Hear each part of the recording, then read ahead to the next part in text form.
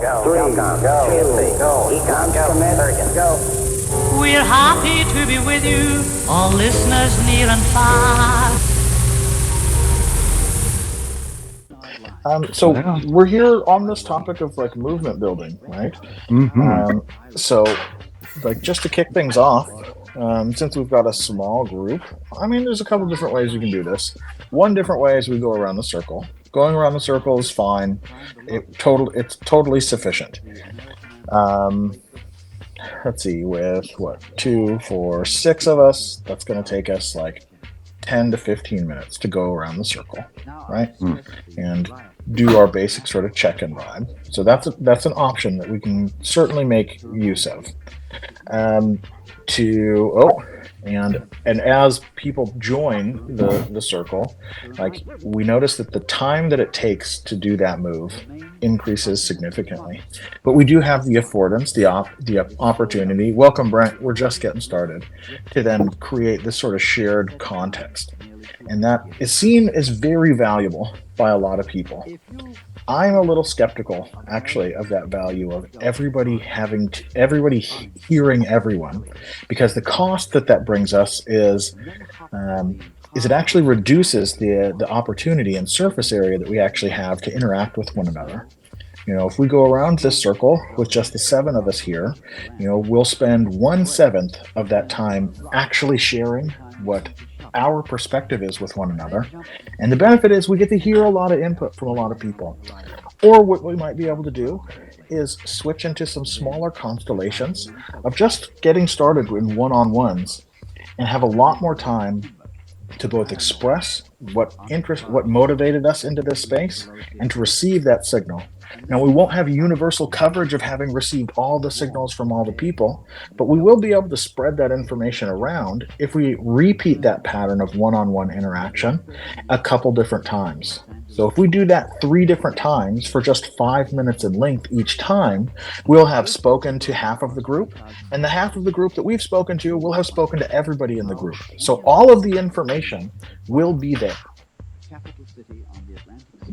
So that would be my proposal, to just get things kicked off and sort of set the precedent and expectation for interaction, is that we'll make use of the platform. This is not Zoom, so there's no breakout rooms. The spaces are visually oriented around us. So you'll have to walk your little icon over to a space to do a one-on-one. But what I would propose is, let's take 3 sets of 5 minutes to just introduce ourselves to one another, and to really focus on what is it about this topic that is meaningful and significant. So, why did you make the choice of all of the things that are competing for your time to come interface with this subject matter here with us today? So that'll take us to, in total, right? So this is also an exercise in self-management. So if we do that 3 times 5 minutes, that'll take us to the half-hour mark. And what I would say is self-organize. So you guys know how to pair up in one-on-ones. You know how time works at 5-minute intervals. I can push a message, but keep track of time, and just have a brief one-on-one conversation of just 5 minutes in length, introducing yourself and vibing on what is it that makes this topic significant to you, and why you chose to be here. What's up, Cecile? Victor had his hand up first. Oh, yeah. So I was going to propose a couple things. Since Florin is on the phone, I propose to allow Florin to stay in this area, and I propose that everyone else just sort of flow between tables, and then drop in on Florin here at the 5-minute mark. And I can help with that by popping into the speakers tile here to announce 5-minute intervals, if that's helpful. What up, Cecile? All right. Several things. One is, I would love to hear a little bit more about, you say, this topic and movement building, and I would love to hear a little bit more, which part of the movement verse are we in? I can totally dig that, and that can happen in one-on-one constellations. Okay, All right, that works. And I also don't know how to get myself to these tables. Gotcha. Okay. So Yeah. I actually want to throw in a couple of things here. One is let's address the map question. So when we are in groups, like, okay, let's go through the technical affordances, the views, right? So Cecile, if you click on my face, I'm going to pop into like a full screen view, yeah? I think at the top right-hand corner of the screen, you have a view selector. Yep. Meeting views best for like, being in groups like this. Map view is like good for navigating the map. You can navigate the map by using the arrow keys on your keyboard or by double clicking where you want to go, and then it'll just like walk you over there. So implication being like when we break out, we will double click on a table and like go like hang out and have these 5-minute combos together to talk about what we to follow Jeremy's prompt. I will offer, however, like a couple of words about movement building. And the words that I'll offer I will point out that does come at the cost of the space to interact with one another, right? True. We'll give 30 seconds. And like I think that there is a movement already happening throughout the world, and it's the movement without a name, right? Like and that it's possible to attune to like this feeling of being in a collective movement and to feel as a co-conspirator in it. I think we're all called by the universe to participate in this movement, and that we get to act in the world as like we're called to do. So I think this movement without a name is attuning to God, the universe, and everything, and like fractally sort of the opportunity here is to help each other within our own contexts to like move together. So I think the aim here is to help one another move. So bottoms up. Hey there, Ollie.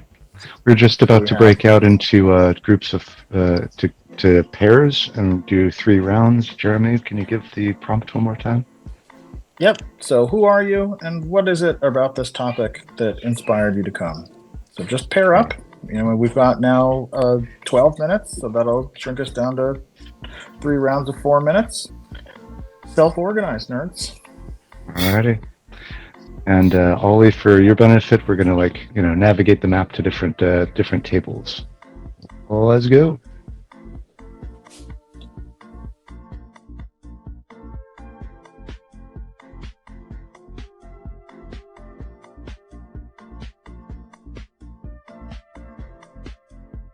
Yep. Yep.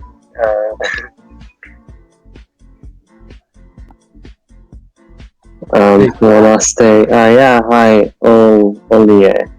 Oli. Yeah. Yeah. Oli. I'm fluent, and yes, I do kind of psychedelic trip sharing here in Mexico. And hi, Aiton. Hello, Fluan. Fluan? Yeah, I'm fluent, right? Yeah. Wait a moment. Ollie the Optimist and Brandon. Yeah, hi, I'm Ollie, and I'm in the process of trying to start a movement. So I'm here to get tips and find allies. Perfect. Me too. That's exactly what I'm here for. And I also have 2 other friends who are with me on either side of me, just out of camera. Is there what's the structure or format? Of this? Of what? Yeah, how do we support each other in doing that? Yeah.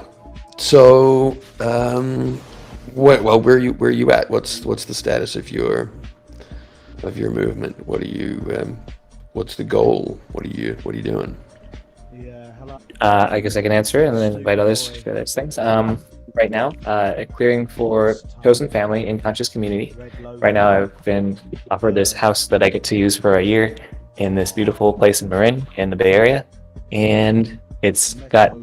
We only have 5 bedrooms here. The previous one that I was using was 12 bedrooms, and I'd like to build another one in San Francisco.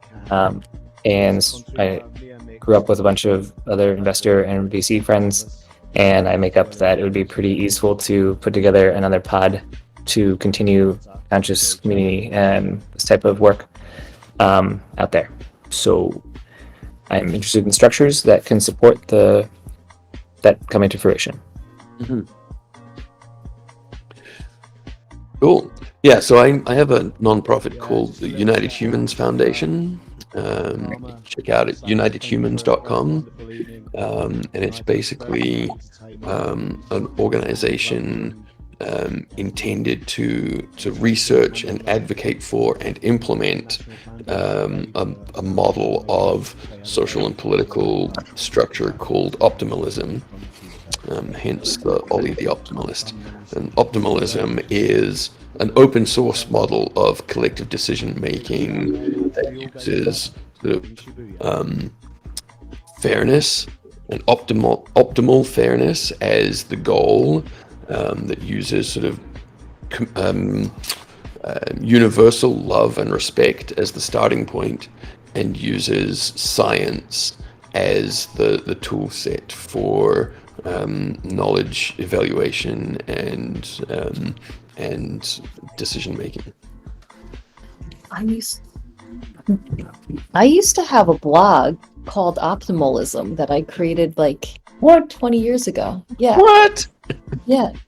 In my early 20s, optimalism.blogspot.com. I was like, what? Optimalism? But I don't even know if it exists anymore. It exists. Wow. Well, serendipity. This is exactly what I'm here for. Limicon. Optimalism, the jailer's dilemma. Amazing. Prisoner's dilemma, but Great. This is gorgeous. So, Ollie, how do we... Can I message you? What's a good follow-up mechanism to put us all on a group thread? Also, Yeah. People are sending me personal one-on-one invites for things. I don't understand what this is, but I'm just going to ignore that for now.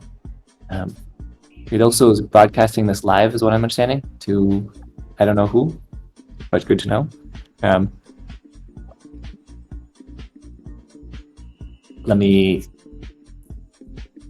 happy that my default would be to acid bath your frames by poking you with a bunch of uncomfortable frames to see how you could battle test it.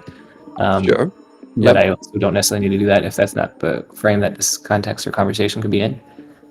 No, I like that. I think that that's exactly what we need. Is I don't claim to have all of the answers, and I think that's why I'm an advocate for the sort of open source model of collective decision making, which is basically it's a hybrid of direct democracy and science. Okay. Is it different from liquid democracy? The only way. Beg your pardon? Is it different from liquid democracy? I don't really know liquid democracy. Okay. Well, if I trust someone more along voting dimension, then I just give them my vote. Oh. Gotcha. Hey nerds, we are at the 5-minute switching point. All right. Does that mean we need to change rooms? I don't know what that means. Yeah, we changed the room.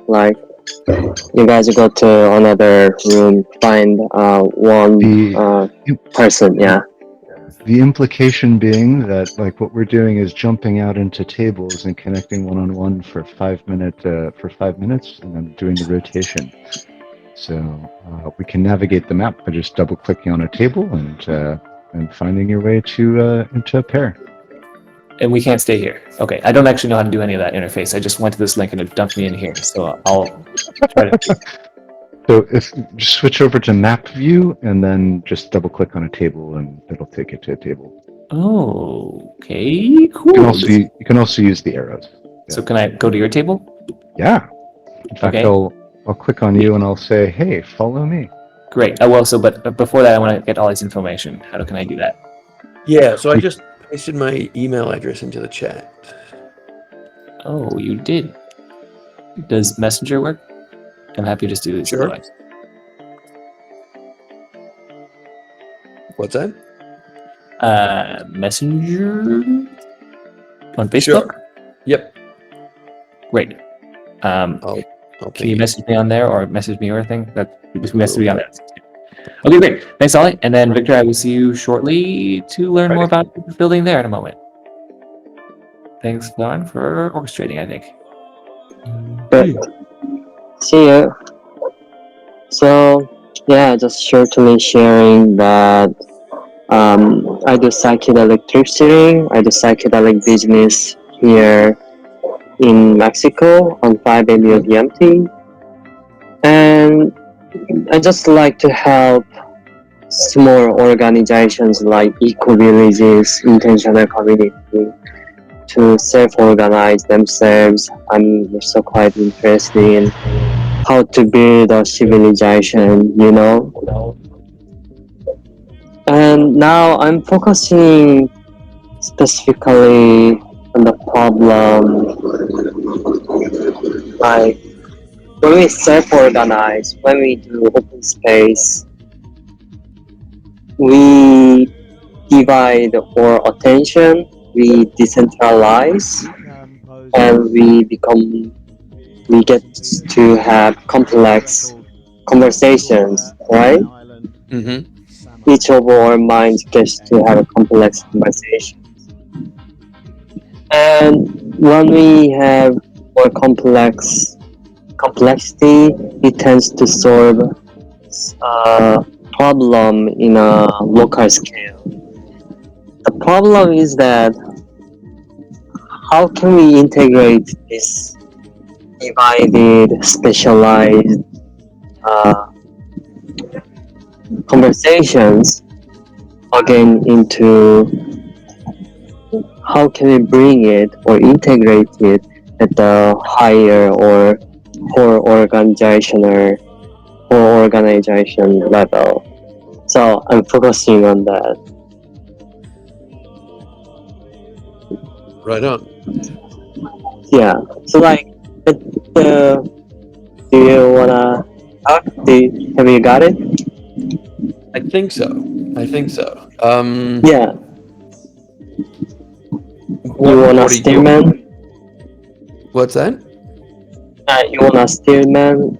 Like what you have understood? Sorry, I'm having a little trouble understanding what you said.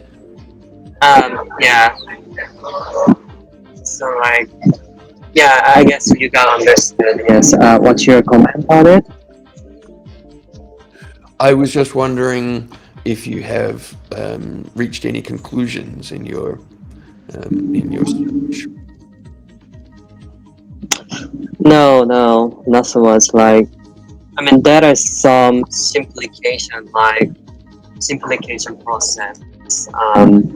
After like breakout, like in the open space, let's say there are 8 people, and each 2 people go into the breakout room.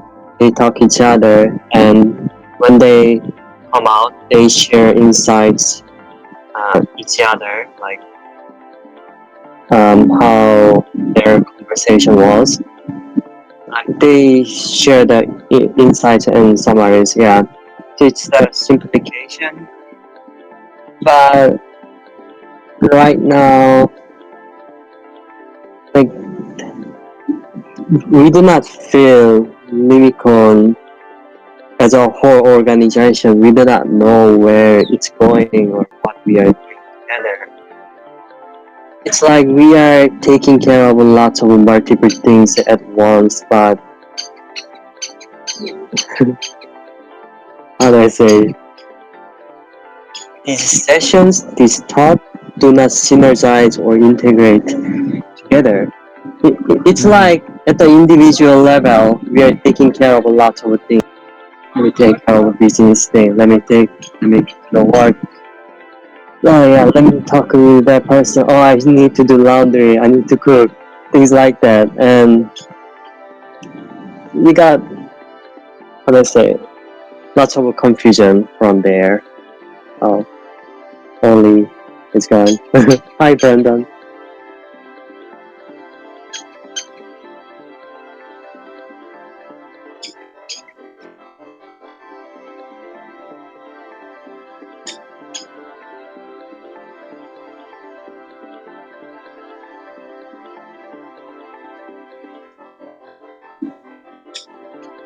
Hi, Brandon. Are you on the mobile or? Hey, yes, I'm on Are you? mobile. You're on mobile. That's why I'm also on mobile. So Oh, okay. we cannot move around. We have to stay here. Yeah. So yeah, this Stay still. session. Do you know about this session? How it's working?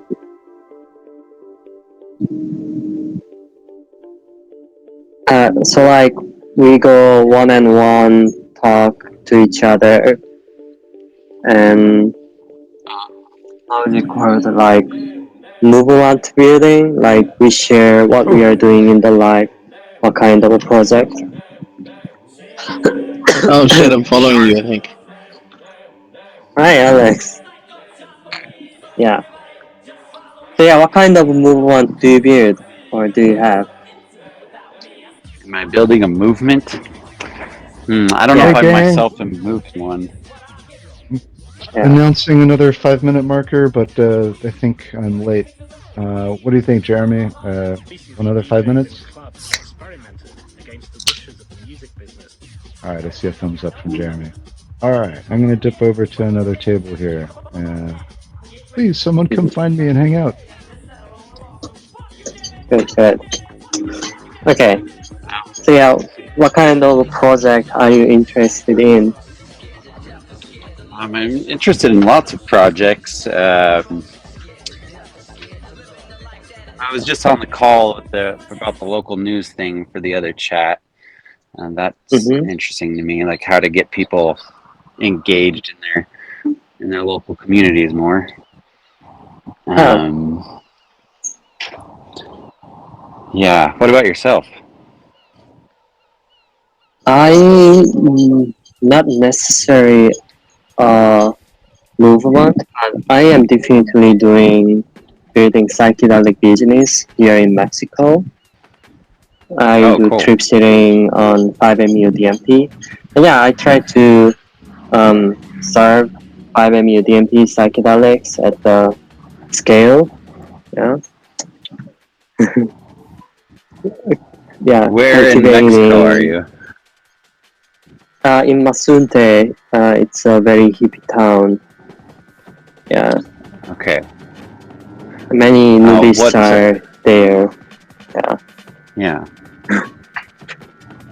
So you're doing some kind of movement building if you're giving people 5-MeO DMT. Yeah. I mean, that's causing some movement, I'm sure. Yeah. What interests you specifically about that compound? Um, it's a quite one of useful tool for enlightenment, and yeah, it's a very useful for enlightenment and consciousness development. So yeah, I'm cultivating consciousness, like growing mushrooms into human minds. Yeah. Yeah. That sounds great. What's up, Brendan? What's up, Florin? Hi, Good. Victor. Good. Let's see, y'all had well, let's shall we wind down the last 5 minutes of the one-on-ones here together? Mm-hmm. Sure. Sure. Yeah. Well, this will be a bit Yeah. compressed. Yeah. As you know, Victor, I'm doing like psychedelic business, doing 5-MeO DMT, sharing services. And yeah, now, I mean, but personally, I like to help organizations to self-organize themselves, and yeah, like intentional communities or eco villages and so on. And now I'm focusing on like open spaces or liberating structures. They are good at separating or specializing or specialization, but we do not have, how do I say, mechanism to integrate these specialized, complex conversations back into whole organization. So I was asking that. I was you. thinking about how to deal with it. We Yeah. are at time. Could we all please convene in the circle? And I'll assist with that by clicking on folks and sending requests to join me in the circle.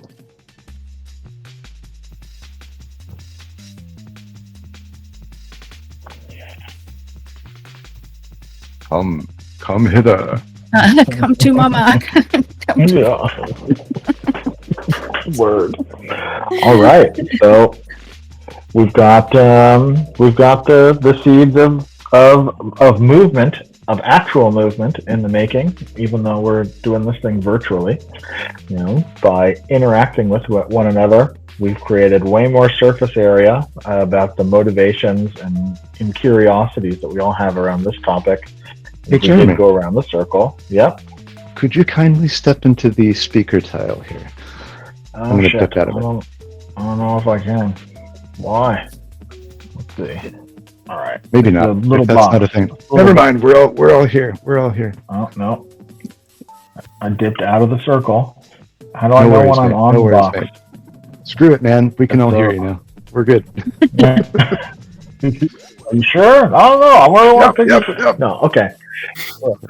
So, I think I'm like right next to it. Right? That's the speaker tile. Yeah, you're thing, there. right? Dope. Dope. Touchdown. See, we figured it all out. Well, 3 moves. That was an introductory move, and we spent tons of time doing the introductory thing. This is the vibe, because I think there's huge value there. What I'd like to invite you nerds to do is 3 different structures on top of this. The first structure is going to be to do some sort of personal reflective work and make a little bit of an inventory about all of the things that you're doing with regards to whatever in God's name this movement is. Define it however you would like to. It does not matter. The more we interpret the question differently, the better. So just go with it. Whatever that phrase of the movement or a movement means to you, that's exactly what I mean. And so what I'd like to invite you to do first and foremost is just let's put 2, 3, 5 minutes on the clock and just actually write down a list of the things that you're doing that relate to this movement. And just to make a list. It doesn't have to be on Post-its, it doesn't have to be on a whiteboard, it doesn't have to be anywhere. Just make your own list. I'm a big fan of pen and paper. But make a list of the things that you're doing that take up the most of your time that you consider related to this topic of movement and movement building. Any questions? Doing it.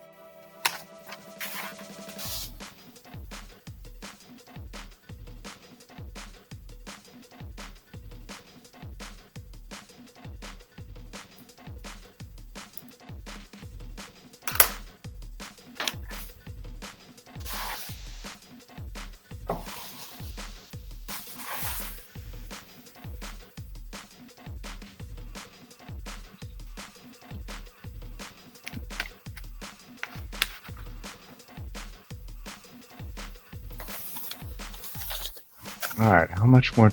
Oh, I'm going to request when you are done writing your 3 things, click on the raise hand like Three thing. things. 3 things. You're tripping. I want a list of like 20. 20? Oh shit! I thought you said like. Oh 3. yeah. No, man. I want a list of like 20. And don't feel free. Don't also feel free to also go aspirational. What are the things that you would like to be doing with regards to movement building that you're not quite doing yet? What are the opportunities that you see that are out there that you wish somebody would be doing? Okay. What are the things that you have done in the past that you're no longer doing? We want a big, long laundry list. 20 is a beautiful number.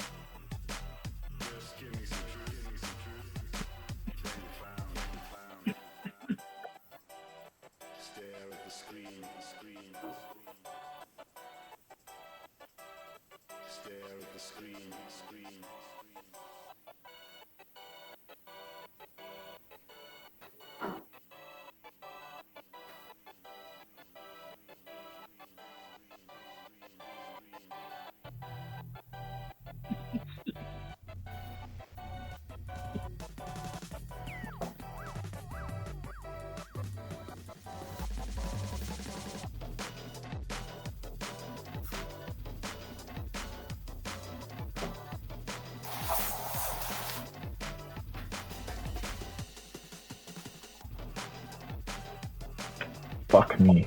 Here I am talking on mute. Jesus Christ. That should be an amount of time. You should have some stuff listed down. If it's not the complete list that you would like it to be, don't worry. You can always add more stuff as we get into this next phase. For this next bit, sharing some screen would be a good idea. So Victor, if you can help us out with that. We want to share the structure that is the eco cycle. It's on the mirror board, the big one with all of the words around it.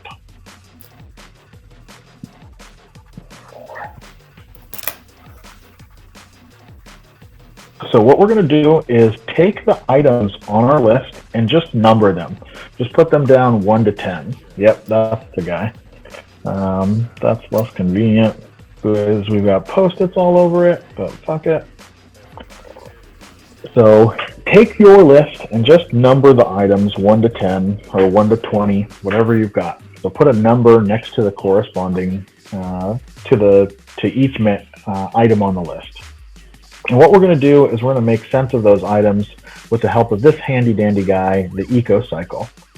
That if you want, I would highly suggest, if you're doing this on pen and paper, draw your own version of this pattern of this eco cycle so that you can just reference it a little easier. We're going to run it through you like this. So obviously it's arranged in this lemniscate, this infinity. And let's just start at the top at regeneration. At at the seed phase, as it were. The seed phase, as you see sort of in my beautiful handwriting above that, the things that, that you're not doing, but you might do in the future, that's the seed phase. So that description is the thing. I don't do right now, but I might do it in the future. That stuff goes in the seed.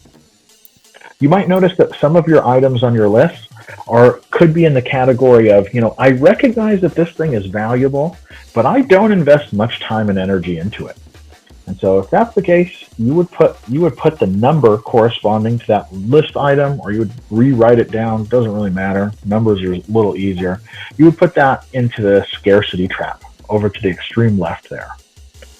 Some items on your list, you're going to notice that, hey, I recently started investing time and energy into, and those are just in birth. They're just showing green shoots. I just started, trying this out, WXYZ. Put those items into birth. You may notice that some items are on this continuum from birth to maturity, and some might be sort of stuck in the middle there at this sort of chasm or this failure to launch space. So you'll just dump those items there, and you'll express where they are in development from birth to maturity along that continuum.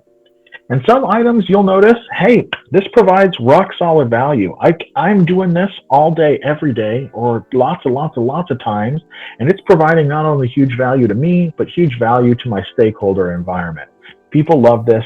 This is what I do. So you'll put those items in maturity. Some items you'll notice, have been in maturity, but you may have some sense that, I should let go or change this thing, but I just can't seem to give it up.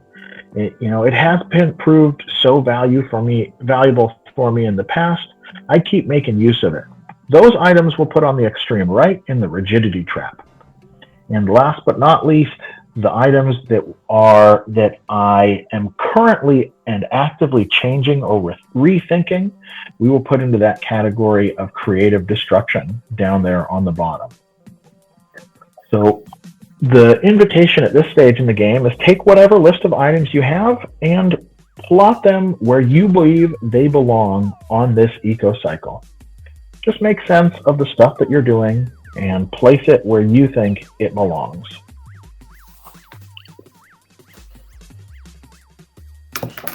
And obviously you see Victor doing this on the whiteboard itself. Don't worry about it. Just do it on your piece of paper. These are your personal eco-cycles. So we're not going to actually harden these into a shared overview at this point. But let me shut the fuck up so you can do that sense-making work and place things where you believe they belong. Does anybody have questions about the invitation, what I've asked you to do? Does it not make sense to anyone?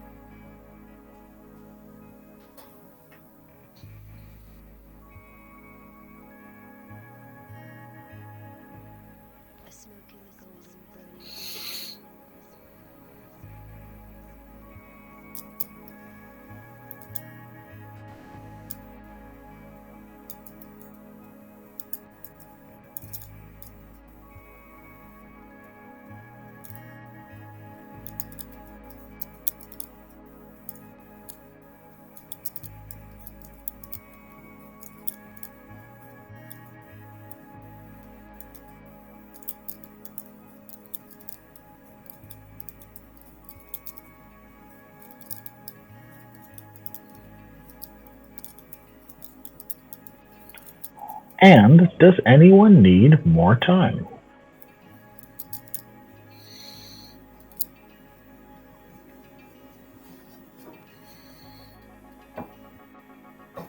Going once, going twice. Everybody's good?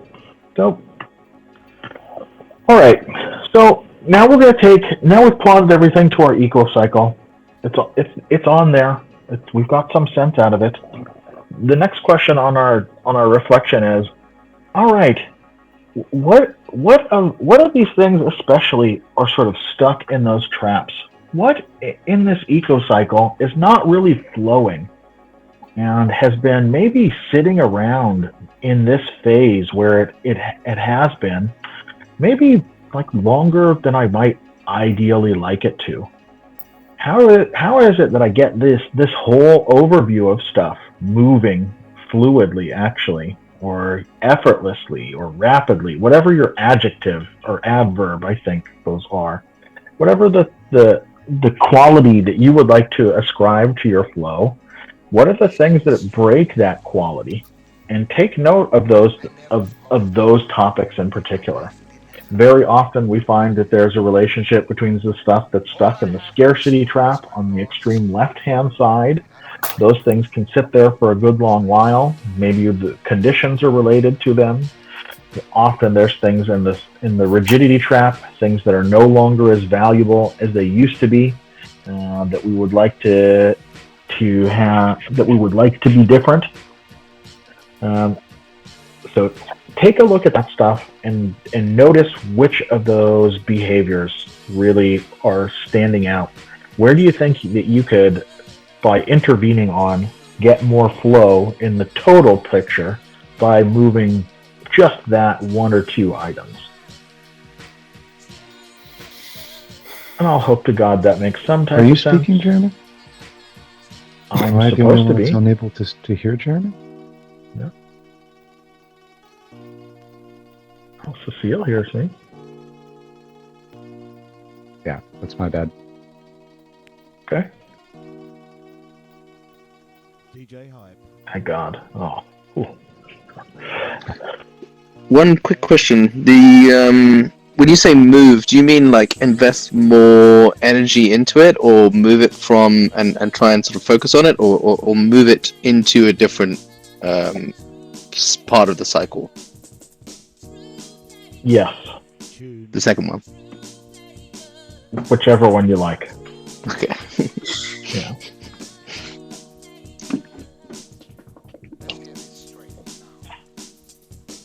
I mean, effectively, what we're looking for is high leverage points, right?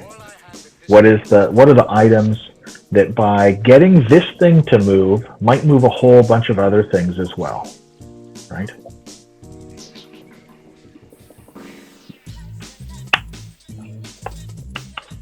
And so let's just take a couple minutes to maybe. Actually, let's take no amount of time to do this. The first thing that you looked at and thought, maybe it's that one, it is that one, and let's just roll. So what I would encourage you to do is to take that item and to think of it through a different lens. So this has been eco-cycle planning, and we're sort of moving into the final phase, and this final phase takes the quality of another structure. And we call that structure 15% solutions. So as you look at that item, that perhaps highly leveraged item, or that item that's been stuck for too long, whatever it is, when you think about that item, what is a 15% solution for that item? And I mean, and by 15% solutions, those have a couple of different qualities to them. That is, with no more time, energy, or resources than you have in your general availability, right? With the conditions of your life as they are right now, what can you do on that thing, right?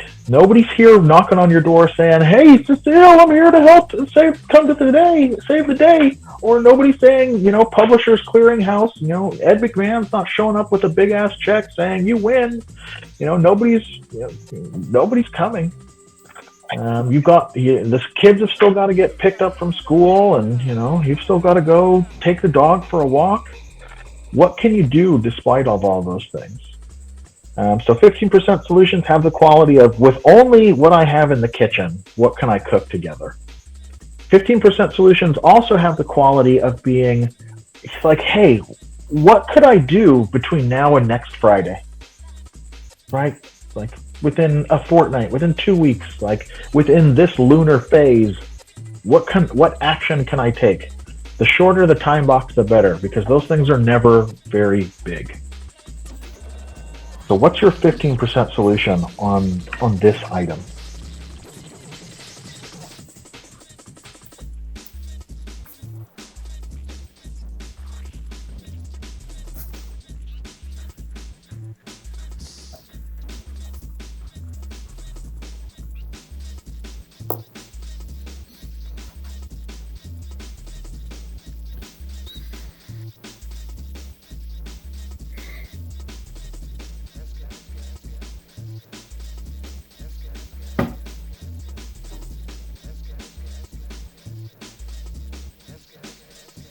Cecile, you said you had to jump at the hour mark. I don't want to be your mom. You can do whatever you want, but I would like to say thanks for hanging out with us.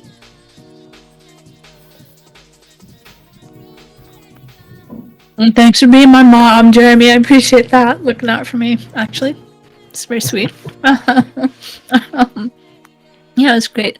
Great to be here with you all. I really appreciate this and wish I could stay on the second hour, but clearly look forward to connecting some more before too long. So thanks for doing this and offering it. If I could, in the last minute, would you be willing to share your 15% solution on whatever your item was? Yeah. So the item was making time to build more relationships with my neighbors. Good morning, LA. And my 15% solution, which I can't do in the next 2 weeks because it's a little bit longer. One of them is when I have extra seedlings from starting my seedlings this year, I'm gonna make a point to like go to a few different neighbors and offer them some free seedlings. And the second thing is that one of my neighbors could use some help with the chainsawing, and so next time I have my chainsaw out, I'm gonna go give him 5-10 minutes. Nothing dangerous, but just like a little love in that way. Word. Thanks, Cecile. That sounds like that's the movement. Thanks you. All right. Well, take care, guys. I look forward to seeing you again sometime. Bye. Yay. Bye. All right. So now that she's gone, no, of course not. So next move, right? So we've all got some nascent idea about a 15% solution that we could take with regarding to whatever this particular item was that has not been flowing. The next move is going to be to take those 15% solutions and put them into another structure called Troika Consulting. For Troika Consulting, we're going to need to split into groups of 3. And if I look at this thing, I think we've got exactly the number to do groups of 3. So that's very convenient. Thank you, everybody, for making that happen. In these groups of 3, we're going to split into 2 different roles. We're going to take, one of us is going to take on the role of client, and they're going to share like their challenge, whatever the topic was, and their 15% solution. And then the other 2 are going to take on the role of consultants. And the first thing that the consultants are going to do is they're going to ask some clarifying questions. They're just going to say, okay, tell me a little bit more about this. Where is that happening? Have you tried doing this thing? Have you tried doing this thing is actually a very borderline question we'd actually rather avoid. Clarifying questions are for clarification of around the solution and the problem space. We want to actually withhold our advice while we're in clarification. And that question of, have you tried X, is very borderline advicey. So avoid advice and just get clarification. Once that clarification's done, only takes like 3 minutes for this. Like we're going to go through this stuff pretty quick. Then the client is going to mute themselves and turn off their microphone. But they're going to listen. This is important. So listen and go ahead and feel free to take notes while the consultants have a conversation about your 15% solution. Whatever the conversation is, whatever the conversation. If you know something about that, great. If you don't know something about that, talk about how curious you are. If you have suggestions, if you have advice, if you have feedback, just put it in this conversation. And again, only take about 5 minutes to have a conversation with your fellow consultant. And after that, 1 plus 3 plus 5 is a number. After that, invite the client to come back and just briefly say what part of the conversation they found particularly valuable. That's it. So describe your 15% solution. Consultants ask some clarifying questions. Consultants have a conversation while the client listens, but is on mute and has their microphone off. And then the client comes back to share their sort of takeaway from hearing that conversation. So that'll take about 10 minutes to go around for one person to go through that full cycle. After that one person goes, rotate, new client, new consultants. And in 30 minutes, everybody will have the opportunity to get advice on their 15% solution and give advice on the other 15% solutions twice. So for whom is that not clear? Who's got questions? There's just one 15% solution that we're proposing. Yeah, I mean, if you want to divide the consultant's attention to 2 different things, go for it. I mean, run an experiment, see how it goes.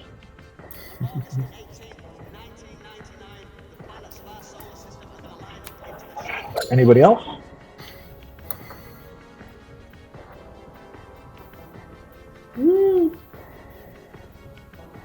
All right.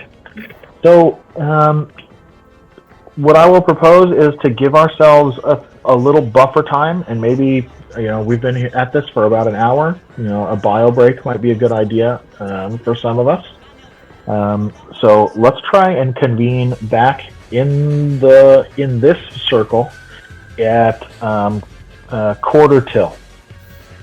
All right. So hands up. I'm seeing we have 8 people. Should we try like 2 groups of 4? I see 9. Am I tripping? Broadcast 1, 2, 3, bot. 1, 2, 3, 1, 2, 3. One is a bot. Who's a bot? Broadcast bot. Oh, I see. Oh no, I see. Hold on. I see Brendan. Just stop Alton, sharing my screen. Daryl. Daryl is not present. Oh, I see. Yeah. So Daryl. Oh, There we go. Yeah. Okay. You're in the speaking now. Daryl's a ghost. Okay, I get that. Okay, sweet.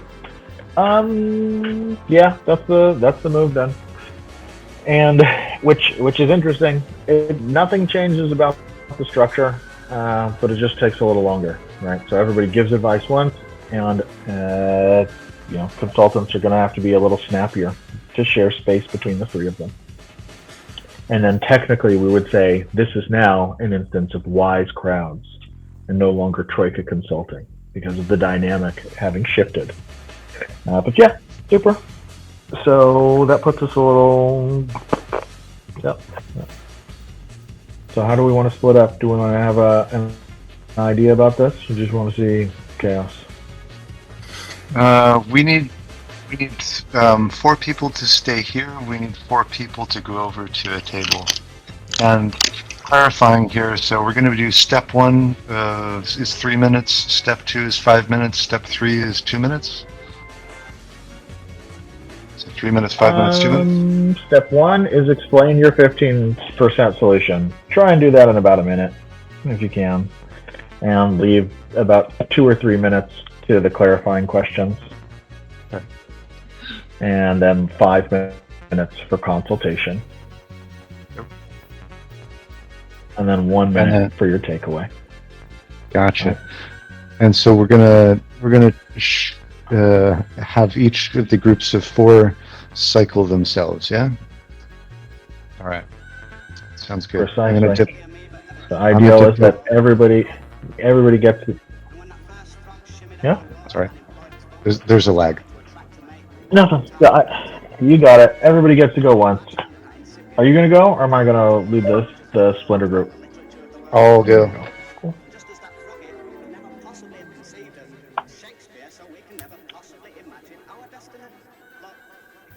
Sort of actually, for the sake of clarity, I propose that we all go. No, Florin's on the phone, right? Okay. So I'll sit here with Florin. I haven't talked to Brendan. I'm also on the phone, so I think I gotta stay. I haven't talked to Alto. And I haven't talked to Daryl ever. Cool. So Gavin, Alex, Brent, can you guys go fuck off with Victor? Amazing. If you And consent to me being directive. please dip on out of the speaker tile.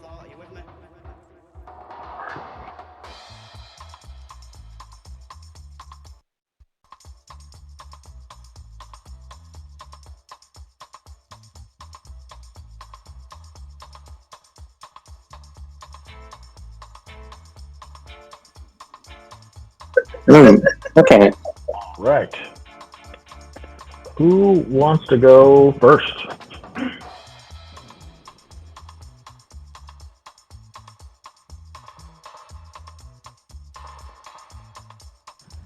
I could go first. That's fine.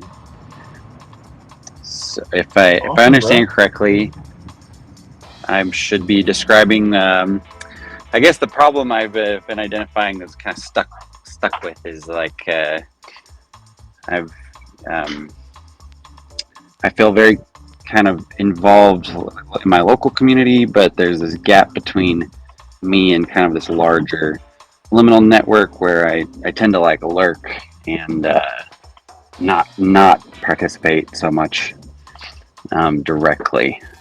So I'm actively, I guess part of my 15% solution to that, to getting more connected with y'all is being here. And yeah, I'm organizing a little one-off event there tomorrow. So those are my steps towards that.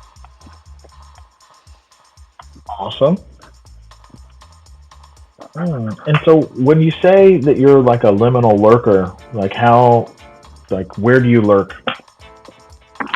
Lurking just in her terms of like listening to podcasts, and not necessarily like commenting to those people who are making them or that kind of thing. I would trace my I guess engagement back to like the old Integral Life days, which actually when I think about it, I was a lot more engaged on the forums there, and then got less involved there for a number of reasons. But yeah, that's I guess kind of what I mean. Okay. So integral life. I'm curious about like what podcasts or the stuff and like subject matter, which aspects of the scene are you like the most vibe with, and also like I'm curious about like what you're busy with in the local as well. Yeah. So the integral stage would be the main podcast for me. That what was it? The second part of the question was what am I doing locally? Well, I've been on a little bit of a path there as well. Like I used to be like a reporter here locally, but got out of that because there was a for-profit model and it wasn't working very well. So now I'm doing massage therapy, but like socially, I'm kind of, I've hosted like the local coffee shops do a lot of things. So we do like poetry nights, and I'll just show up to kind of pretty much anything I see happening locally. If I know about it, I'll try to go at least be there. Cool. Anybody else? Clarifying questions?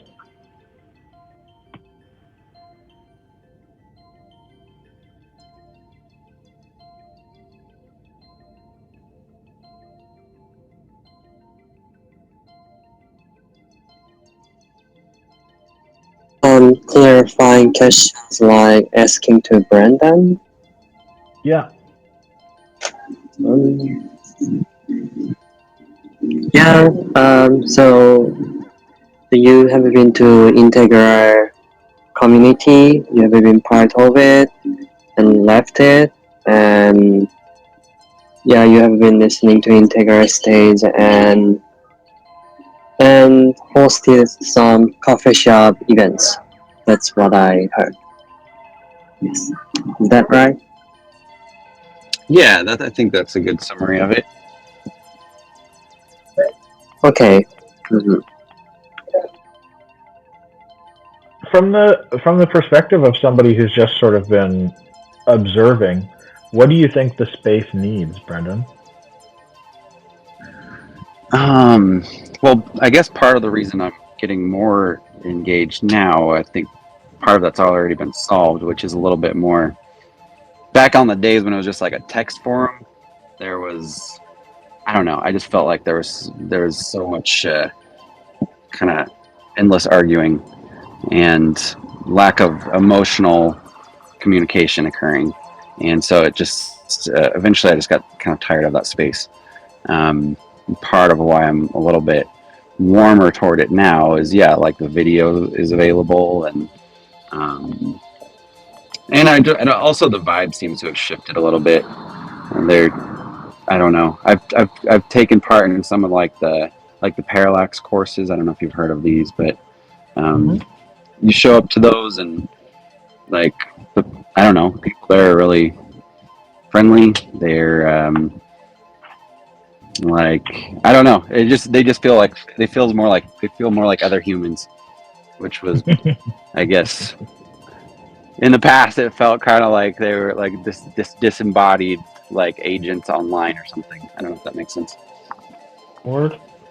And what's your session going to be on tomorrow?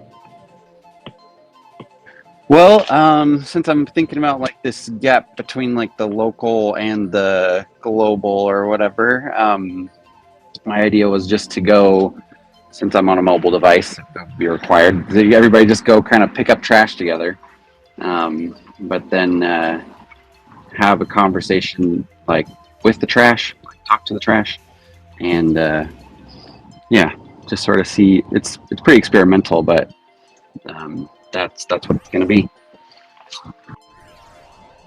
Cool. Awesome. Well, I think I kind of know enough to offer a take on that. Does anybody have any other clarifying questions? And if not, Brendan, I'll invite you to mute yourself and turn off your webcam while you importantly listen while we have a bit of a vibe.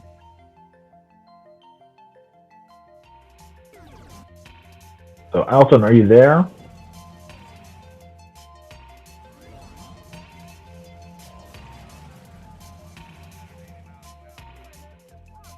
Well, then I guess it's you and me, Florin. Okay. So, yes. Yeah. So, what sort of stands out as like remarkable and significant hearing Brendan's situation?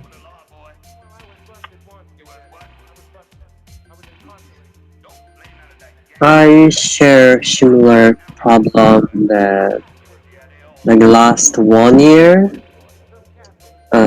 there has been no platform where I can engage with the metamodern community, and yeah, I felt that I'm building business, but I feel like I don't have a higher purpose. Yeah, that's what I feel similar. Yeah. It's funny. I'm kind of on the opposite end of the spectrum compared to Brendan. Like I am hyper active in the global online space, like in a lot of different ways, mostly related to Web3 and DAOs and regeneration, and the local context.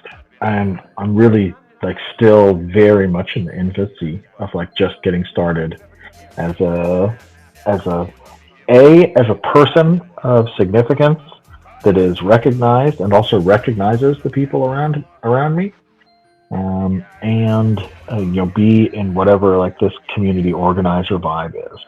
So um,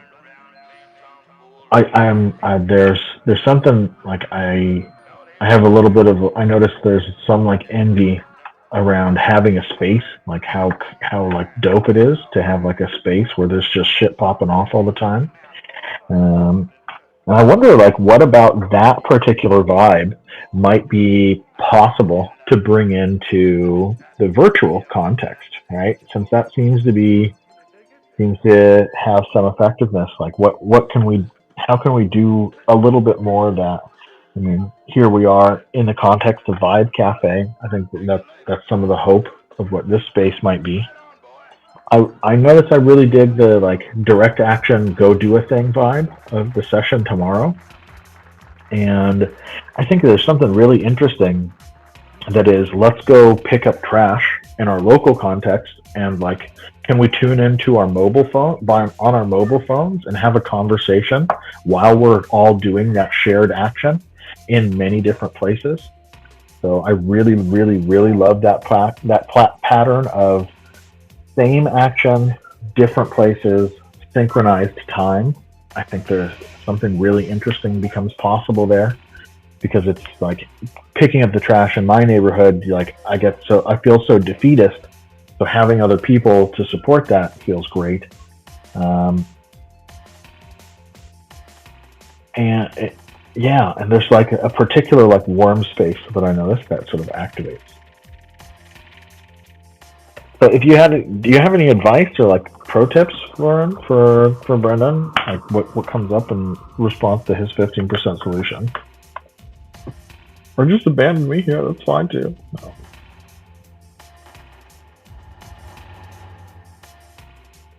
No. Tips. I don't have much, but I also imagine that a place where co-creation, like literally co-creation, is actually happening.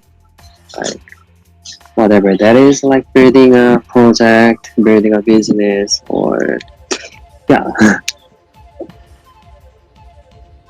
Do I have tips? No. Cool. Dope. Yeah. Well, Brendan, why don't you come back and tell us what you thought of our consultation? Big air quotes there. Well, first feeling is it feels like helpful. I mean, it feels like uplifting, I guess. Like, because I didn't talk as much about that, but I guess I'm much more comfortable with people in person. And another, I guess, aspect of why I haven't bridged that gap towards like this larger context is just like a general shyness and like, even with offering that this trash pickup idea tomorrow, I'm like, there's this voice in the back of my head that's like, oh, this idea might be stupid or something, and maybe nobody likes it. So just to hear you say like some encouraging words about it is actually pretty helpful. Word. Yeah, it's time zone dependent. I'm here in Europe, so I don't know if I'm gonna go fucking pick up trash. You guys are out. Yeah, that's very understandable. But yeah, and I also the other part that you specifically were talking about was that I don't know that I hadn't thought about it so much in those terms of like I guess I'm usually kind of negative self-talk about my like this gap where I'm like so heavy on like what's going on here in my local community, but disconnected from these online environments. But then to hear you talk about the flip of it, and it's like, oh yeah, maybe I have just been focusing on the piece that makes more sense to me naturally, and yeah, like eventually, and I am feeling more at a place where okay, I've got that figured out. I know how to kind of thrive here, so maybe it's more. I'm just. Yeah, maybe I can see kind of more of a path toward like connecting in the way that makes sense to me. Dope. This is the vibe, my friend. That's our first set. Florin, can I put you on the spot or to go next? Sure. Do you have enough time? Yeah, we got time. Okay. So just tell us about your situation and 15% solution, and we'll go take it from there. Yeah. So I picked up one rather more simple case. So I'm living in a co-living space. So like people are here coming together, staying together long term. I'm here in Mexico, Mazunte, a very hippie place. And yeah, the problem I found is that people are buying groceries on their own. And and there are lots of problems in the kitchen that dishes are not washed and dishes are just left. It's just quite messy. Like fridge is also more disorganized that everyone's buying their own stuff. And some people leave and people cannot touch the food inside the fridge. So some food gets rotten as well. It's the current situation. So I was trying to collect the grocery fund together and organize the kitchen cooking and cleaning schedule. But everyone's got their own groceries already, so implementing it like, hey, from now today, you gotta pay to us like $10 or €10 per day to organize the kitchen. So it is difficult to organize, which seems like a scarcity threat. So my 15% solution is that, how about that I provide or we provide breakfast like smoothies or fruits, something like a simple breakfast, oatmeal, for like $3 or $5 as a beginner. Yeah, like much cheaper. So that was my solution that I can begin with. Cool. All right. How long have you been at this place? Clarifying questions is the vibe. So, Brendan, feel free to come in here and get weapons hot. But how long have you been there, Florence? It's been now 2 weeks. Yeah. And I'm gonna stay there I'm gonna stay here another 3 months. Word.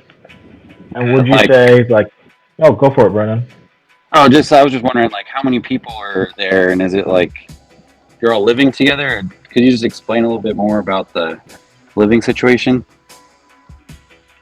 Yeah, so there are dorm bed and there are private beds, and it's 5 to 10 people on average. Yeah, around that. Yeah, 5 to 10 people. Okay, so dope. And so people are using this shared resource of a kitchen, but it sounds like they're sort of in their own dome. Yeah, there are some random sharings that people just share each other some food, but yeah, it's uncertain, it's not clear. So we are still basically people are buying their own groceries. Yeah. Cool. So how do people start living at this place? Are you guys all there for the same reason?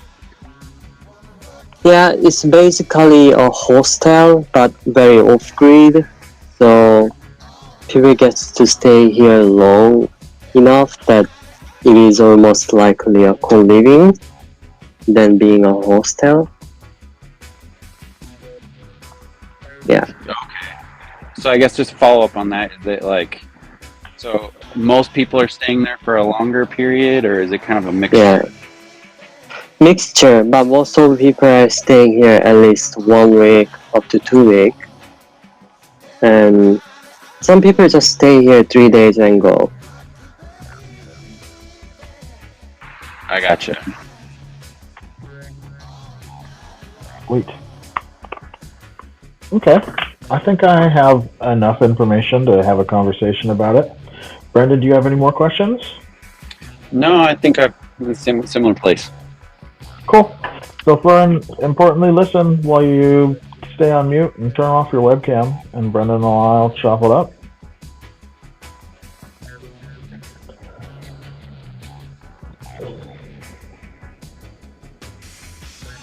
So, have you ever been in like a similar type of situation, Brendan? Yeah, I mean, I've stayed at hostels. I've never stayed like a longer term like that, but staying in dorms and things like that, I guess, is kind of similar. Yeah. How about yourself? Yeah. I've done a bunch of couch surfing. So like I've been a house guest in the context that other people had, but I haven't really lived in a place where there was a lot of transients like this. So not so much, but no, this is kind of a new phenomenon. But I can tell you, my kitchen is a disaster right now. So I know what it's like. I have a household with my wife and 2 kids, so I know what it's like to have people in your house that don't do their fair share of the work. Oh yeah, I've been in that same boat. Roommates, more traditional roommate kind of situation. Yeah. So I think he's definitely pointing at a common problem space. Yeah, it's definitely a perennial problem, which is on one hand infuriating, but on the other hand, it's kind of nice. Like what's like that, especially when you mention dorms. Like there must be people who who are talking about this online and who have some form of solutions to sort of check into. Oh yeah, that's a good idea.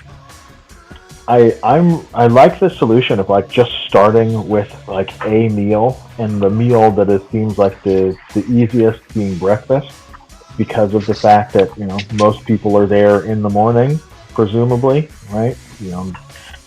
And also breakfast of the meals is relatively cheap, right? It's not rocket science, with some fucking oats or some fruit, Yeah, so, and I think I would add that I think that I don't know, in the hostels I've stayed in, I mean, it seems like breakfast is a good place to start, because I think when I've stayed in hostels, that's the meal that I'm gonna eat there. Like if I'm out traveling, I'm more likely to have dinner somewhere else. So I think you're taking a good bite out of that apple there. Yeah, for sure. I think another high leverage, like minimal effort way sort of thing, intervention might be to just start with like collecting people's plans of like, hey, what do you intend to eat, or where do you intend to eat, right? To just have like almost like a sign up sheet of like, would you like to have dinner with us type thing, right? To build that sense that maybe there's that kitchen's a shared thing, because I haven't always felt that way at hostels. I know sometimes it's like there's that vibe of like it's a community, and other times it just feels like I'm doing my own thing, and I don't really know what these people are doing. Exactly. So like, so on one hand, like a declaration of intent could be one way. Like, hey, this is what I think I'm going to make for dinner. Do you want to get down on that? And if you want, you can like think about that for today, or you can think about that for a week, whatever. So one of those ways sort of pushes information into people's face, and then asks them to perhaps do something with it. So if I made a meal plan for a week, I could just like have put that on the refrigerator or whatever, and just ask people like, do you want to eat this meal that day, and then start there. The flip side of that is just sort of to pull information from people and enable them to coordinate on that. Like, hey, what do you intend to eat on this day, right? And if we got more, would you do you want to do that? Also, around the question, like, price seemed to be a thing, and I wonder if anybody might be down to like rotate, right? So that might be a net equal. So if I only have to cook, if I cook for everybody on one day a week, then it costs me the equivalent of feeding myself for an entire week, but I can eat for free on those other days, type thing. So something in that sort of like design space of like, here is an idea, in trying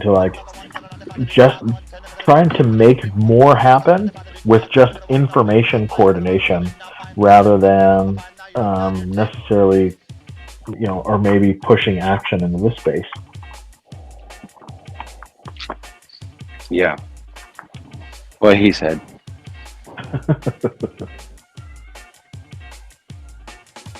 Yeah. And like the classic of all classics is just fucking make a goddamn like cleaning schedule. Like if there's not like the infrastructure that exists. I have actually lived in a somewhat similar shared living situation at the Commons Hub in Austria, but there was a cook, but we had to do all the cleanup as a group, the participants.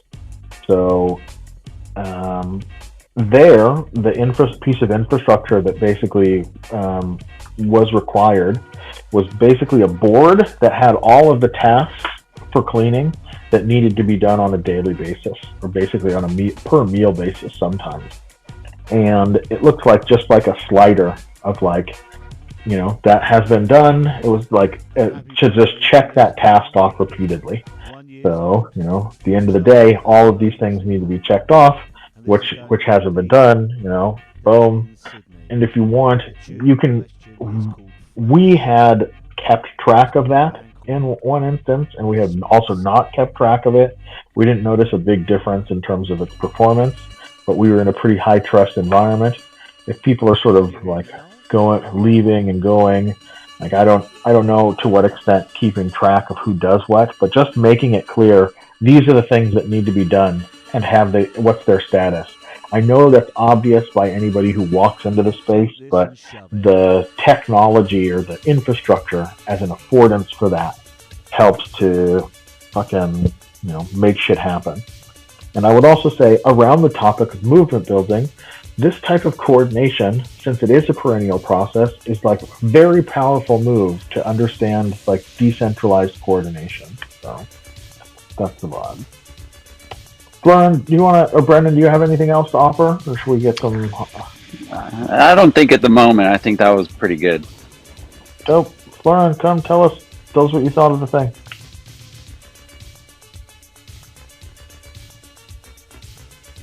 Yup, I am back here with my presence. Yes. So, time to share the, insights that was valuable. Yeah, thank you very much for providing potential solutions or feedbacks. Yeah, what brings me most is that like some kind of a survey, paper survey, sign up list. Would you like to share dinner with us? Like that. Or are you going to the grocery supermarket, or are you going for the grocery today or someday? And we can actually collectively buy it for you if you can pay like 100 pesos, which is like $5 per day, something like that. Yeah. Word. Yeah. Mm. Oh. Yep. And I got my own idea for how to motivate people to clean up by themselves, which is that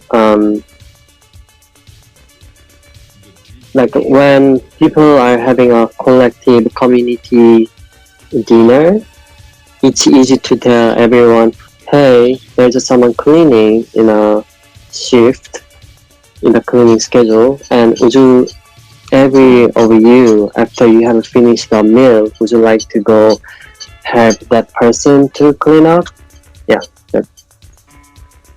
Yeah, that's my solution. Yeah, and yeah, I think that's it. Yeah. Cool. Awesome, man. Thank you. Well, I guess that means it's me. Let's see. It's funny. So it's spring.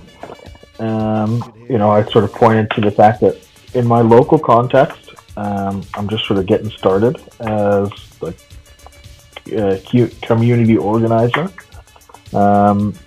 And the 15% solution that exists for me is around spring and planting food, right?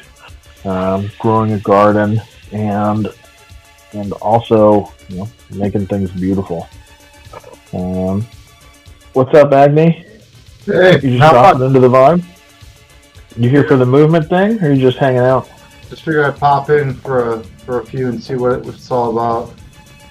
Cool. So we're going through like this give and get advice pattern, and so I'm just explaining a little bit about my situation, and then these nerds and feel free to join in the action to give me some consultation and advice about it. Cool.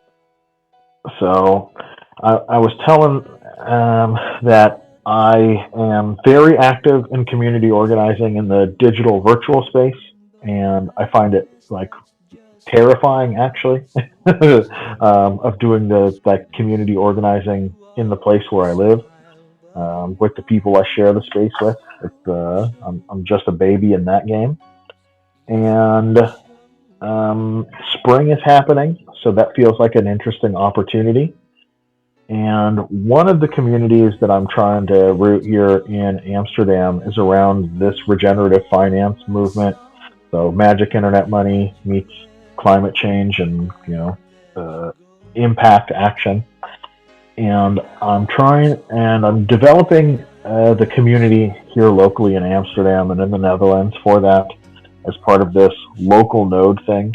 Interesting tidbit, I'm actually one of the hosts and organizers of the local node community organizer cohort, and I don't really have my shit together here. And that gives me a lot of stress, right?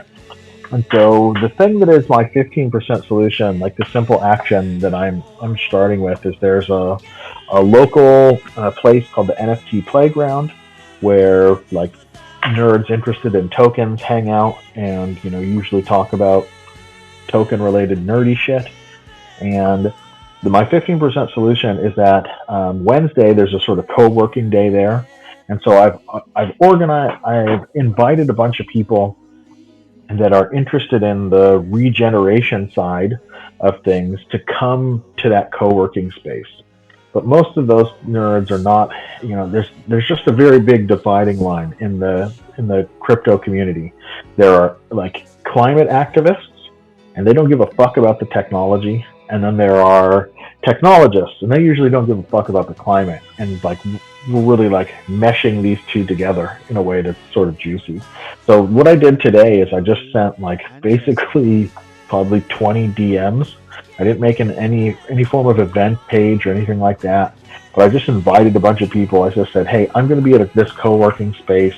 Like at some point in the day, I want to talk about this regenerative finance community. Feel free to come on by. So that's sort of my 15% solution, and what would be like, I'm just curious as to like what you guys see as potentially, value adds on top of that, and whatever insight you have about making the scene, a local scene, sort of pop off would be great. And so now at this point in our consultation, this is where I invite everybody to ask me clarifying questions and help like expand the story. Yeah, so you talked a little bit about like being terrified of this. I don't understand what the fear is, I guess. Yeah. Fear. Does anybody understand what fear is about? I didn't mean to phrase that too well, but could you say more about the fear? Yeah. I mean, I think for whatever reason, like it is. What is it? So in the online community, I have high value alignment between people that know a lot of this, have us a lot of shared context, and also sort of know what I know.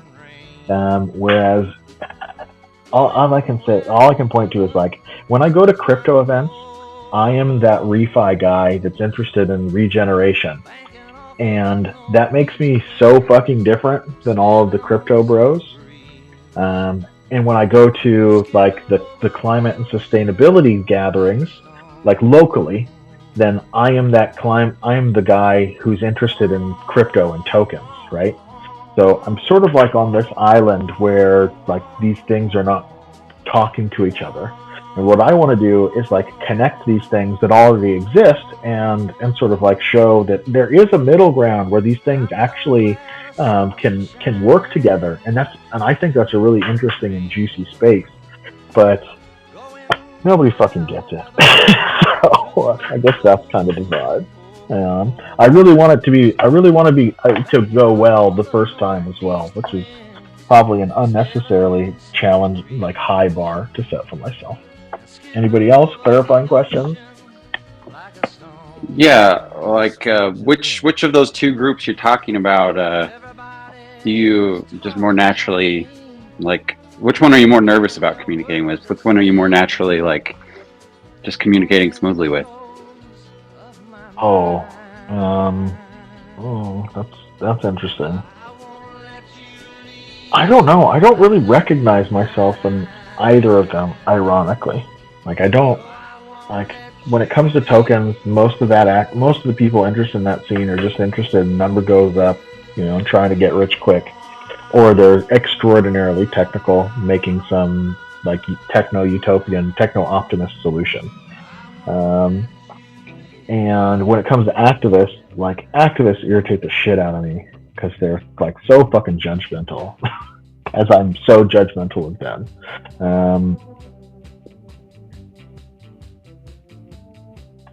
Yeah.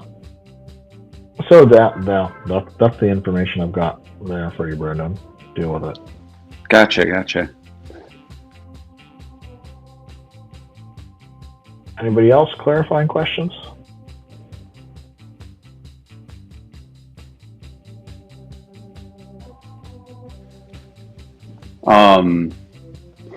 Yeah, like so you're hosting this event. Like, are there people are going to show up to it? Like, how are you letting them know? I guess I don't understand the context of this community. Yeah, so there's this co-working space that's open. So the crypto nerds generally go there. So they're going to be there almost by definition. And what I'm doing is I'm inviting a bunch of my sort of more environmentally focused regen friends to come hang out in that space. And so I didn't create like an event page or anything like that. I just sent to these nerds in the regenerative space, hey, there's this co-working space. I'm going to be there on Wednesday. Like, it would be great to see you. And that's it.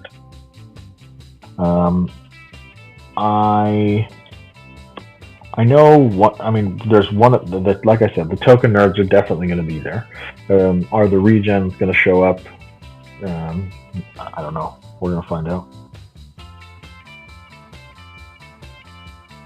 Anybody else? What common ground do both groups share? Yeah, so there's an emerging and like relatively new field of regenerative finance, which is basically using magic internet money to both fund like regenerative and sustainable action, like projects, and there's also these tools are also very interesting for like local community organization for coordination and shit like that. So there's some use cases for it that if we could get over the ideological differences and the stereotypes, they're actually quite interesting, especially for community currencies and like just ways of coordinating action mostly. Anybody else?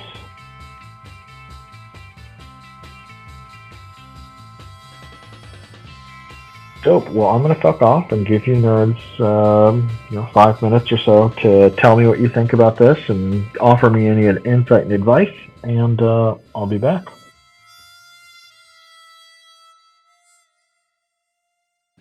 Am I the only one here now? I'm still here. Oh, you are? Okay. Yeah, so I for this part of it, we're supposed to kind of talk between each other about like his problem, I think. And yeah, I mean, I think just off the bat, I think it's like a reasonable place to start of like just hosting this one-off event, like that's dipping your toes in the water, and at least try to get people in the same room, and then maybe some of the other problems become more clarified about how to take a further step. So I think it's a good 15% solution. Yeah, I mean, it seems like you just start by trying to find all the areas that that the groups do agree on, and really emphasize, hey, we're working on this together. We hope our ideologies do overlap in these particular areas. Try to show the similar ideas that each group embraces, and then kind of just maybe don't do anything too radical, since it's just like a one-off event, but just try to make like a little headway and try to get each group to at least be willing to hear the other group out. Yeah. One of the things I found kind of interesting while he was talking was I think he said at one point like that one of the problems with getting these two groups to talk to one another is kind of stereotypes about each other. Yeah. And then he seems like to maybe have overcome some of the stereotypes about each of these groups, which is, very human, very normal. Yeah. But I wonder about how that will play out. Like, if I was in his shoes, I'd want to think about that a little bit. About like, am I bringing that into that meeting somewhat myself, or because maybe it's in my ideas of these people, as well as kind of creating some of this anxiety. Maybe they're closer than I already imagined.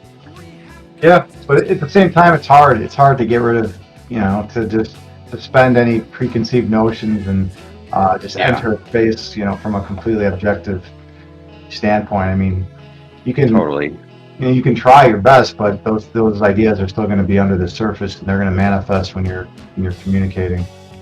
Which, like, then thinking about a solution, I think it's smart, because it's like inviting some of these people in the regenerative community, like that he already knows. Mm-hmm. And so, yeah, someone I know, I also, just like anybody, have stereotypes about people in the abstract, but then people I know personally, I'm more likely to have like a natural vibe with them. And maybe that, bringing a couple people that he knows already from that community to approach this like more of like the other side of it, it seems like a natural way to make that a little bit more comfortable of a meeting. Yeah, absolutely. Yeah, if you have some allies, you have some allies already with you that are going to be more receptive to hearing you out and hearing your viewpoint, even if it conflicts with some of your preconceived notions. Then yeah, it's definitely gonna help alleviate some of the anxiety and maybe help help foster better communication between the two groups. Yeah. So I like it. I mean, I think maybe if I would, if I was doing that, maybe my goal would be to hope that I could get two of these people from the different community, just even two of them, to be like, even just share like a friendly exchange or something. And if I could see that take a little bit of root, then maybe I feel more confident that this can be replicated in like a wider community. Yeah, absolutely, and it's important. I mean, what he's doing is it's an important idea. You know, if you get it, make it way. So, you know, worth a shot. Yeah, totally agree with that.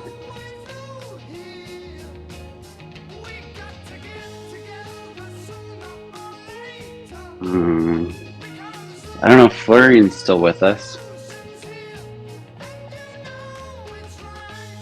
Yeah, I got disconnected by the internet, but yeah, I'm back here.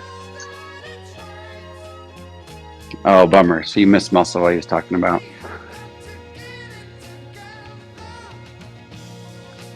Well, I don't know what else to add myself. Do you guys have anything more?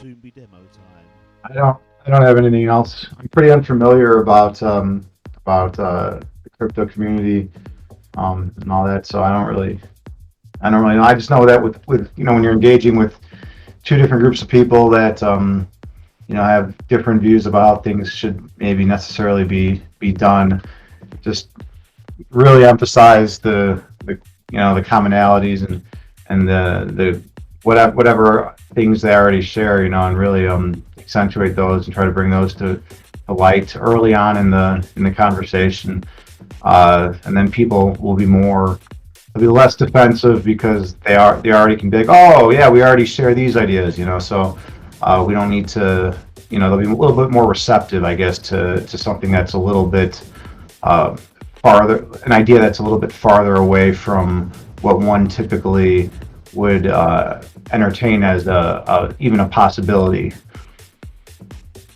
Yeah, because I mean, I can definitely relate to that kind of fear, like, because yeah, how do you get people like that to communicate with one another? It's like hard to get anybody to do anything. So I respect the challenge. Yeah, absolutely. Lauren, I want to hear from you before I jump in and shoot off my mouth, man.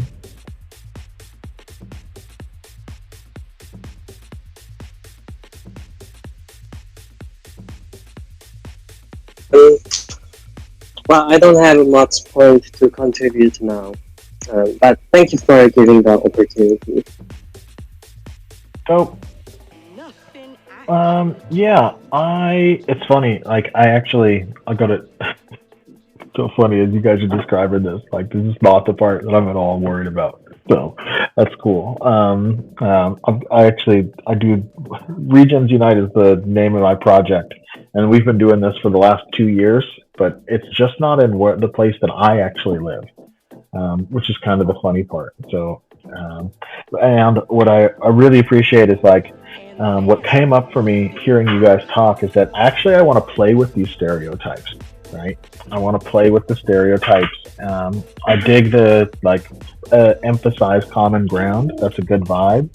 And I think it's also a lot of fun to, like, just, like, destigmatize, like, the judgments and evaluations that we have on each other, and just, like, sort of, like, just get those things out there, like, oh yeah, we think people like me think this of people like you, and people like you think this about people like me. Like, let's just get that out there and, like, fucking laugh about it around, you know, and that can be totally cool.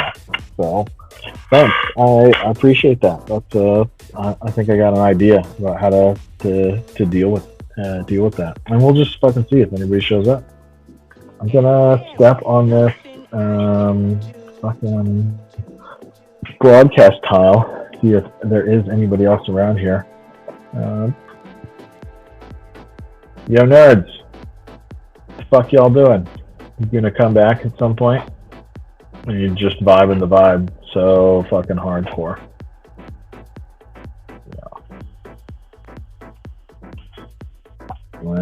We're now at our time boundary. I like respecting time boundaries. But yeah, so that's Troika Consulting, right? So just everybody takes a turn, basically asking for some form of feedback, some form of advice around a question, situation, or challenge, and everybody takes a turn getting advice once and giving advice twice, which I think is generally a pretty comfortable arrangement. It can be like really intense to like get advice from people, but because you're also giving advice twice, like that's generally a nice vibe. Whereas getting advice can be pretty sometimes spicy, but I like it. It's alright. So thanks, nerds, for your time, attention, and energy. Cool. Yeah, thanks for sharing that. And I suppose I'm gonna get something to drink while we wait for these other fucking nerds to drop out of their nerdathon. We did have a little bit larger of a group, I guess. So. You're an all-star. Get your show on. Hey, gang. Yeah. We're back. What's up, nerds? About time. Hell yeah. Well, it took a while for us to all run through, but somehow we made it. To rotate. Yeah. Oh, cool.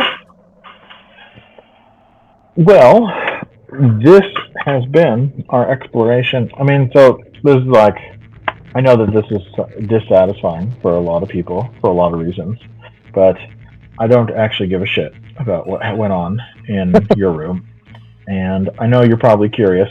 But no. Also, we don't give a shit what happened in your room either, Jeremy. So it's all good. Good. Like the point is that we have actually provided some service and assistance to one another, and that, for me, that is the fucking movement, right? Whatever the fuck, in what direction it happens, however it goes down, this is the fucking vibe. Like, if we can find a way to support one another, regardless of towards what end, I think that's the world I want to live in. So this has been a combination of these liberating structures. We've played with 4 of them today. We fumble-fucked our way through impromptu networking, and even though we totally fumble-fucked it, it was a pretty good vibe. And we played with, we did the silent reflective version of eco-cycle planning. We played with we developed some 15% solutions, and we engaged in wise crowds or Troika Consulting, respectively. So these are 4 of these moves that are for decentralized coordination, distributed coordination, sense making, and blah, blah, blah. What I'm mostly interested in is my own greedy pedagogic goals, which is to stick the landing and go, what was made possible, what was liberated by organizing the conversation through these tools? Does anybody have some shit to say about that? Or take a minute, think about it. Whatever. What was made possible, eh? Mm-hmm. Do you want popcorn contributions here, or silent reflection? Yeah, What do whatever you got. Whatever you got. I don't. What was made possible is to see to see each other's areas of focus, and to get some ideas about how they're looking to move themselves forward. Right? and to receive like input from, you know, from people who you know feel a part of the movement, you know, co-conspirators. Word, thank you. Anybody else? I think it's pretty valuable to be able to map it out in the journey to, you know, I think that helps a lot going into the Troika consulting, because then we can see how, you know, what stage it's in and get that moving. I felt like that was quite useful in making it at least feel more possible, in that you can compare the different components as to where they are and how they can maybe move between the different cycles, and then doing that in a group, I think was helpful. It's easier to then apply it to yourself, I think, when helping others. Word. There's so eco-cycle planning. We did the like personal version.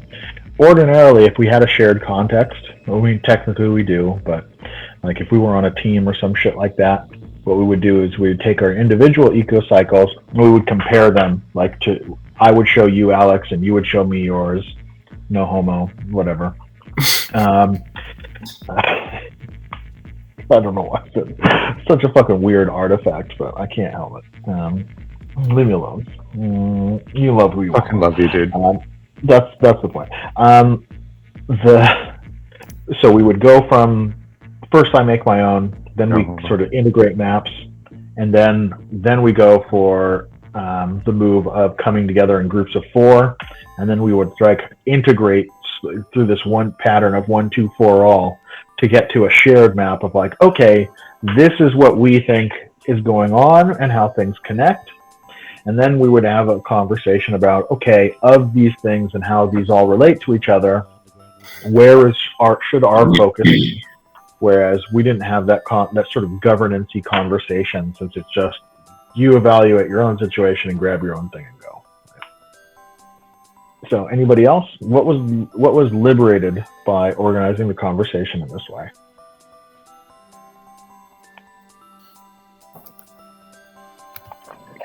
I think a sense of relationality. So seeing the other in yourself or yourself in the other, and so knowing that we're all working on something, being human, doing the human function shit. Yeah. Totally. And the flip side of this question, of course, is what was structured by organizing the conversation in this way? And often that question of what was structured has to be like, what is often a sort of clusterfuck of a mess that like is made a little more organized by having these patterns. Well, holy shit, dude! This idea of like, I'm gonna talk about my thing, I'm gonna get feedback, and then I'm gonna like share back. Could, like, in a non-organized context, without something like Troika or Wise Crowds or whatever, like, would be a sprawling mess across like an hour or more, and maybe allow a single person to get through the cycle, or maybe not. Like, I feel like having the structure and the time limits, allowed us to actually get through, 4 people in like an hour. That was amazing. Amazing. Word, thank you. Anybody else? Yeah, I just think like attention, just by attention felt structured. Like, keep bringing it back to this. What's the 15% thing? Like, where on my own I might have a tendency to just kind of roam more through my reflection or conversation. So this, structured it by bringing attention to one aspect of a problem. Word, this is the vibe. Thank you. Anybody else?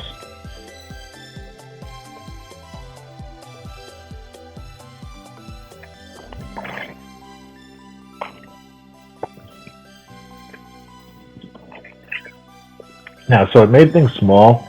That's definitely the intention of this design in particular. Another thing around this getting advice. One thing that this pattern of troika eliminates is it's really fucking irritating. Have you ever asked anybody, or has anybody ever asked you for advice, and then when you gave them advice, they basically took the whole time to tell you why your advice wasn't going to work for them, right? It's like, oh yeah, that's really cool, but that's never going to happen. My wife's not going to go for it, or oh no, we tried that last time, and shit like that. By having the person who is asking for advice withdraw from the conversation, that whole thing is not possible, right?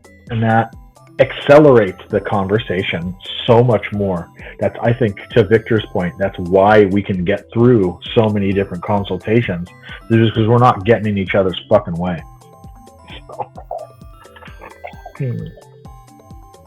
Well, I want to thank everybody for your time, attention, and energy. Like, we're already over the time boundary for sure. Like, if we want to vibe on whatever, go for it. Like, that's my service. This is the vibe.